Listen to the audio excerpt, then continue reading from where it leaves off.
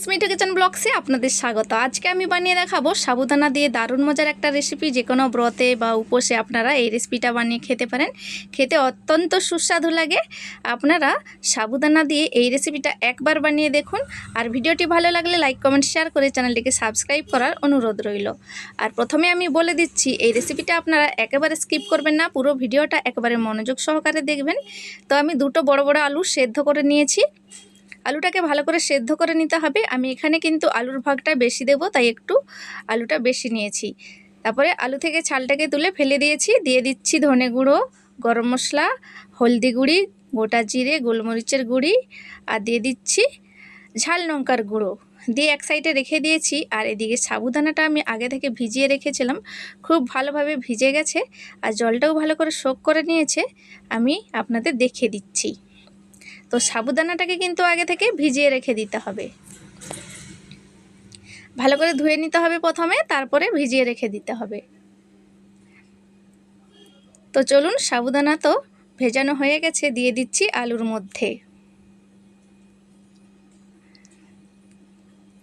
আমি এখানে ছোট একটা বাটির 1 বাটি সাবুদানা নিয়েছি। পরিমাণ মতো আমি যেভাবে ঘরে রান্না করা হয় সেই নুনটাই দিয়ে দিচ্ছি। চাইলে আপনারা কিন্তু সন্ধক নমকটা দিতে পারেন। তো দিয়ে ভালো করে সাবুদানার সাথে আলুটাকে ভালো করে হাত দিয়ে আমি ম্যাশ করে নিচ্ছি। চাইলে আপনারা আলুটাকে গ্রেট করে নিতে পারেন, তাহলে কিন্তু কোনো রকম গুটলি থাকবে না। তো আমি ভালো করেই হাত দিয়ে ম্যাশ করে নিচ্ছি, কোনো রকম গুটলি থাকবে না, থাকলেও কিছু হবে না। তো ভালোভাবে হাত দিয়ে এভাবে করে ম্যাশ করে নিচ্ছি আর ভালোভাবে মেখে নিচ্ছি। চাইলে আপনারা এখানে কাঁচা লঙ্কা কুচি, ধনেপাতা কুচি দিতে পারেন। তো আমার বাড়িতে এগুলো ছিল, তাই আমি এগুলো দিয়ে আপনাদের দেখাচ্ছি। আর এইগুলো দিয়েই এতটা সুন্দর লাগছে বন্ধুরা, আপনারা না বানালে বিশ্বাসই করতে পারবেন না। তো ভালোভাবে আমি দেখুন মেখে নিচ্ছি। আলুর ভাগটা কিন্তু কম দিলে কি হয়, যখন আপনারা বড়াগুলো ভাজবেন তখন কিন্তু খুবই ক্রিস্পি হবে। আর আমি এখানে আলুর ভাগটা বেশি দিয়েছি, খেতে কিন্তু অত্যন্ত সুস্বাদু হবে। যেভাবে আলুর টিক্কি তৈরি করা হয় সে তার থেকেও দারুণ লাগবে। তো বন্ধুরা ভালোভাবে মেখে নিয়েছি। চাইলে এখানে আপনারা কর্নফ্লোর জয়েন করতে পারেন। তো আমি আর কোনো কিছু দেবো না। তো দেখুন ভালোভাবে হাত দিয়ে ভাবে গোল গোল করে বলের মতো করে নিচ্ছি, তারপরে একটু চ্যাপটা করে দিচ্ছি। তো এভাবে করে আমি সবগুলো তৈরি করে নিচ্ছি। হাতে কিন্তু কোনো রকম জড়িয়ে যাবে না।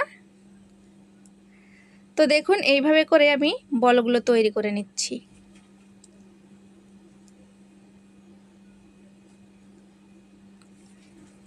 দুটো বল তৈরি হয়ে গেছে। তো আপনারা উপোসের দিনে কী কী রেসিপি বানিয়ে খান আমাকে কমেন্টে জানাতে অবশ্যই ভুলবেন না।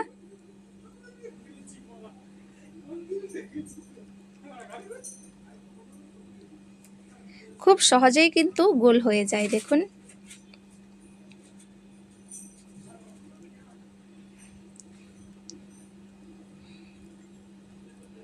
বন্ধুরা আপনারা দেখতে থাকুন, আমি সবগুলো দেখুন তৈরি করে নিয়েছি। খুব সুন্দর দেখতে লাগছে দেখুন। তারপরে আমি কড়াইয়ের মধ্যে সাদা তেল গরম করে নিচ্ছি। তেলটা কিন্তু খুব ভালোভাবে গরম করতে হবে। প্রথমে আমি একটা বড়া দেব।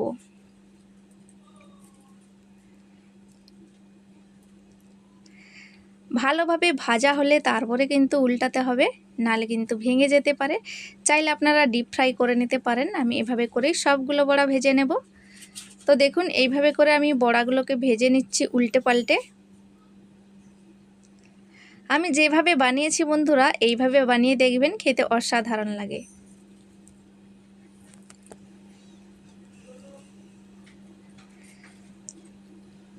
দেখুন বন্ধুরা কোনো রকম কিন্তু চিপকে যাচ্ছে না। তো সবগুলো সাবুদানার বড়া এখানে আমি তৈরি করে নিয়েছি, প্লেটের মধ্যে সাজিয়ে নিয়েছি। দেখে বুঝতে পাচ্ছেন কতটা সুন্দর লাগছে, কালারটাও কতটা দারুণ এসেছে। শুধু একবার খেয়ে দেখবেন, অত্যন্ত সুস্বাদু লাগে, একেবারে ডেলিশিয়াস যাকে বলে।